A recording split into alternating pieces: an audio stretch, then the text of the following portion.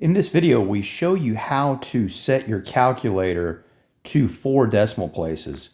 So keep in mind, as a student or in practice, when you are doing a problem, you want it set to 4 decimal places. The reason is there are places out there like McGraw-Hill Connect or Cengage that when you do the problems, the rounding has to be exactly correct or you will not get credit for the problem.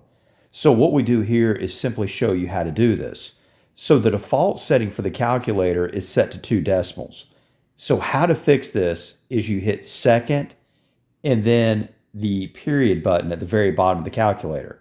And so the default setting is set to 2. So what you want to do is you want to hit 4 and then you want to hit enter. And make sure you hit enter, like E-N-T-E-R, enter, and not the equal sign.